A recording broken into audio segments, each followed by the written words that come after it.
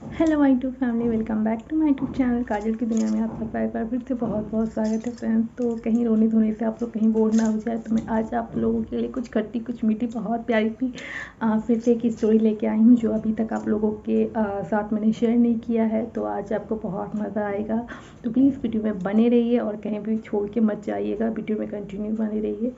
तो आज की जो मेरी स्टोरी है वो बहुत बहुत बहुत बहुत क्यूट होने वाली है और आप बहुत इन्जॉय करेंगे। तो चलिए न्यू व्यूवर्स के लिए मैं कहना चाहूँगी कि जिन लोगों ने मेरा कि देवर बने हस्बैंड, ये भी आप लोगों ने थंबनेल में देखा होगा, तो प्लीज़ इसके पीछे भी मेरी बहुत प्यारी सी स्टोरी रही है और इसके साथ जो जर्नी रही है वो चीज़ मैंने आप लोगों के साथ शेयर किया है। तो पार्ट 1 से लेके पार्ट 31 तक मैंने आप लोगों के साथ अपनी इसके पीछे इसके बाद जो मेरी शादी के बाद और फिर ये जो टैग आया है देवर बने हस्बैंड, तो ये मेरे ऊपर कैसे आया और इसके पीछे क्या कहानी है, तो इसके पीछे बहुत बहुत ज़्यादा क्यूट स्टोरी है। तो आप लोग ज़रूर देखिए, आपको बहुत बहुत मज़ा आएगा। और काफ़ी इसके साथ मेरी एक इमोशनल लॉन्ग जर्नी भी रही है जो जो मैंने आप लोगों के साथ शेयर किया है और जो काफ़ी प्योर है। तो प्लीज़ आप लोग ज़रा भी मिस मत कीजिए, आप लोगों को बहुत ज़्यादा अच्छा लगेगा और एक बार ज़रूर ट्राई कीजिए। और तो मैं इस वीडियो के डिस्क्रिप्शन बॉक्स में पार्ट 1 का लिंक शेयर कर दूंगी, तो आपको वहाँ से भी इजीली देखने को मिल जाएगा। तो प्लीज़ एक बार ट्राई ज़रूर कीजिएगा, आई होप आपको बहुत ज़्यादा अच्छा लगेगा। तो आज की मेरी बहुत ही क्यूट एंड लंबी स्टोरी है, तो प्लीज़ आप लोग कहीं मत जाइए और ज़रा भी स्किप मत कीजिए, कंटिन्यू बने रहिए, आपको बहुत मज़ा आने वाला है।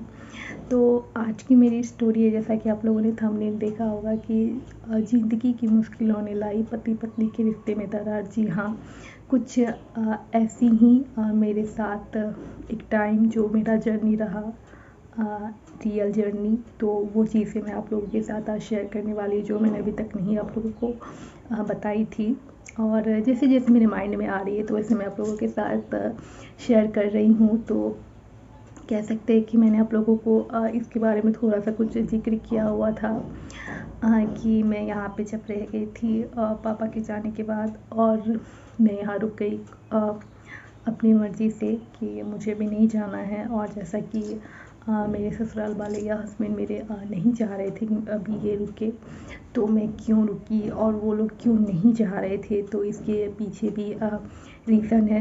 तो जिन लोगों ने पिछला मेरा पार्ट सीरियली बाय सीरियली आप लोगों को स्टोरी जैसे मैं बता रही हूँ तो उन लोगों को पता होगा, और जो न्यू व्यूअर्स है अगर वो नहीं समझ पा रहे हैं तो प्लीज़ आप लोग मेरे पिछले पार्ट और पिछले के पिछले पार्ट देख लीजिए, आपको सारी चीज़ें कह सकते हैं कि आप लोग को अच्छे से समझ में आ जाएगी।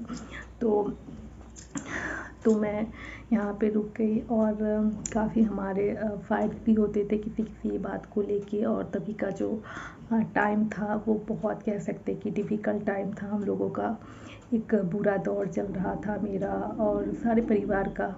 और कुछ कह सकते हैं कि ऐसी भी मुश्किलें थी जिसका मैं जिक्र नहीं कर सकती। तो उस वजह से भी मेरे हस्बैंड परेशान रहते थे। तो सारी चीज़ें कह सकते हैं कि एक उस समय आपस में टकरा गई थी और बहुत ज़्यादा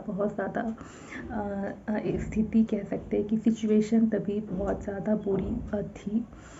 उन्हें गुस्सा आ जाता था, कभी मुझे ज़्यादा गुस्सा आ जाता था, तो उनकी बातें मैं नहीं समझ पाती थी, मेरी बातें वो नहीं समझ पाते थे। तो ऐसे हमारी फाइट्स होती रहती थी अक्सर उस 2 महीने में। तो क्या हुआ ना कि जब मैंने आप लोगों को बताया था कि जब मेरे हस्बैंड ने तलाक की बातें की, तो मैंने बोला कि ठीक है। और फिर हम लोग यहाँ पे जब मैं रुकी थी 2 मंथ, तो मैं भी यहीं पे थी। तो तभी यहाँ पे बहुत अजीब लग रहा था, पापा की बहुत ज़्यादा कमी खल रही थी। तो थोड़ा सा कह सकते हैं कि माहौल बदलने के लिए थोड़े से जो एक दौर चल रहा था हमारा बुरा, उस दौर से थोड़े से मतलब कि उभरने के लिए हम लोग यहाँ से चले गए नानी के यहाँ। और वहाँ जाने के बाद फिर मेरे हस्बैंड से बात हुई और फिर हमारी फाइट्स हुई। और फिर मैं चूँकि वहाँ पे चली गई थी, तो वहाँ पे जाने के बाद फिर मैं थोड़ा सा वहाँ पे कह सकते हैं कि जॉइंट फैमिली है, बड़ी फैमिली है, तो थोड़ा सा मैं इंगेज हो गई। तो जैसे कि फाइट्स होती थी तो फिर मैंने भी छोड़ दिया क्योंकि वहाँ पे बहुत लोग थे, मेरी सिस्टर वगैरह थी, तो मैंने भी छोड़ दिया कि ठीक है फ़ाइट ही कर रहे हैं तो ठीक है। तो फिर मैंने भी फ़ोन वोन करना छोड़ दिया, जिससे कि मेरे हस्बैंड को बहुत बुरा लगा। और बुरा लगा तो फिर उन्होंने काफ़ी मेरी, कह सकते हैं कि मुझे मिस किया, मेरे फ़ोन, मेरे कॉल, मेरे मैसेज का। और वो काफ़ी मुझे मिस करने लगे कि अरे ऐसे कैसे कर सकती है, मेरी कोई कॉल मना भी नहीं रही है, कोशिश भी नहीं कर रही है। तो मैं भी थोड़ी सी वहाँ पे बिज़ी हो गई और मुझे भी गुस्सा आ गया, तो मैंने छोड़ दिया। तो ज़्यादा उत्तेजित कह सकते हैं कि अरे मैंने मुझे अभी इस तरह से किसी ने इग्नोर नहीं किया और मेरी वाइफ ने मुझे इस तरह से इग्नोर किया। तो ये स्टार्टिंग में जैसा कि बहुत ज़्यादा गुस्से वाले लगते थे मुझे, और ये गुस्सा करते भी थे। तो बट उन दिनों इन्हें पता चला कि मैं अपने लाइफ में अभी तक मुझे लोगों ने ही दिया है, मैंने नहीं दिया है। और ये एक ऐसी महारानी मेरी वाइफ बन के आई जिसको मुझे भाव देना पड़ रहा है, बिकॉज़ वो मेरे बिना, कह सकती कि उन्हें बहुत ज़्यादा मेरी कमी खलने लगी और मेरे ना रहने की वैल्यू पता लगने लगी। तो फिर जब उन्होंने कॉल किया तो वो बहुत ज़्यादा इमोशनल हो गए, उनकी आँखों में आंसू भी थे और वो कहने लगे कि मैं आपके बिना नहीं रह सकता। और मुझे धीरे धीरे पता चल रही है, जैसा मैंने अभी तक अपनी लाइफ में किसी के लिए भी फील नहीं किया। कई मेरी कह सकते हैं अभी तक मैंने फील नहीं किया जो मैं आपके लिए फील कर रहा हूँ। और मैंने सोचा था कि ऐसी कोई लड़की नहीं होगी जिसको मैं कभी भाव दूँगा या फिर मैं वैल्यू करूँगा, बट मेरी वाइफ ही ऐसी बन के आ गई जिसको मुझे खुद भाव देना पड़ रहा है। बिकॉज़ इसलिए नहीं कि आप मेरी वाइफ हैं, बल्कि इसलिए कि सच में आप मेरे दिल से इतने अटैच हो गए हैं कि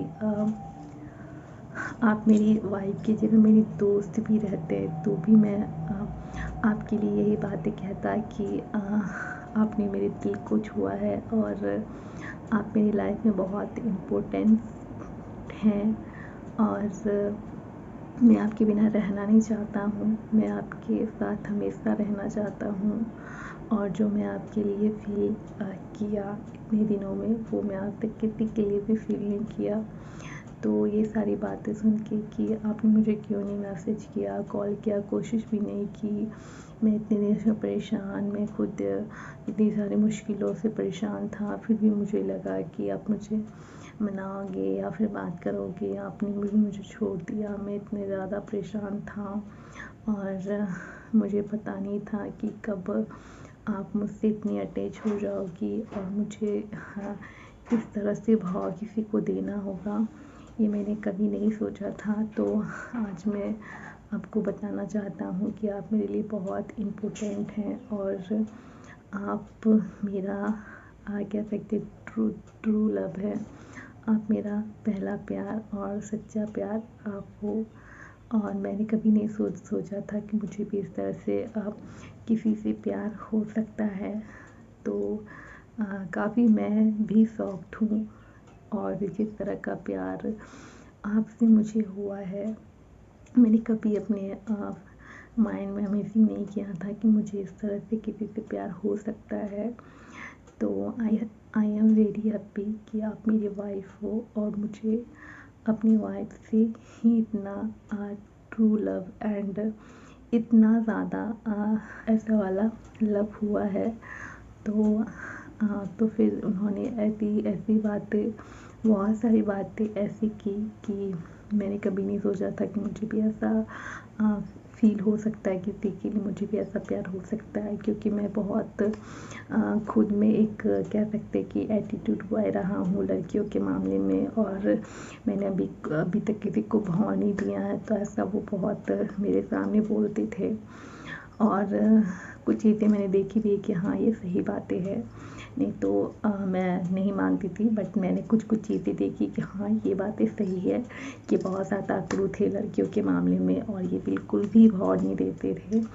बट कह सकते हैं कि मैंने इनके भाव को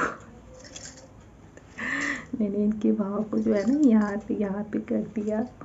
और मैंने नहीं किया, ऐसे मैं जैसी हूँ तो मैंने तो कुछ नहीं किया, बट मैं जैसी हूँ वैसी ही हूँ। अब उनकी नज़रें और उन्हें जो लगा नहीं लगा, बट मैं तो जैसे पहले थी वैसे अभी ही हूँ। और मेरा एक ये है कि जहाँ पे मुझे गलत लगता है तो वहाँ पे अपने प्यार को भी साइड रख के पहले अपने सेल्फ रिस्पेक्ट स्वाभिमान को देखती हूँ, चाहे मेरे हस्बैंड क्यों ना रहे। तो मेरी एक ये कह सकते हैं कि गुड क्वालिटी जो मेरी नज़र में है, और यही चीज़ें मुझे अपने आप में एक मुझे लगता है कि अच्छी क्वालिटी है। और जो लोगों को भी लगता है कि हाँ, तो बस कुछ कुछ ऐसी चीज़ें हैं जो मेरे हस्बैंड को भी बहुत मेरे नेचर में पसंद आती है कि आपकी ये क्वालिटी है, जिससे कि मैं काफ़ी इम्प्रेस हूँ आपसे। और बस इसके साथ कई क्यूट बातें उन्होंने बोली, मुझे उतना याद भी नहीं है।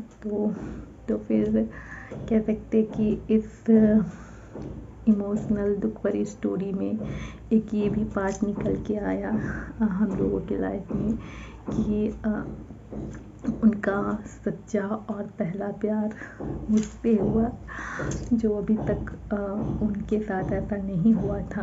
तो बहुत ये सब कह सकते कि लविंग और क्यूट मेमोरी है जो आज मैंने आप लोगों के साथ शेयर किया है। तो आप लोगों को प्लीज़ वीडियो पसंद आए तो वीडियो को लाइक एंड शेयर कर दीजिएगा एंड चैनल को सब्सक्राइब कीजिएगा। तो मिलते हैं फिर से नेक्स्ट स्टोरी में, अभी के लिए बाय बाय।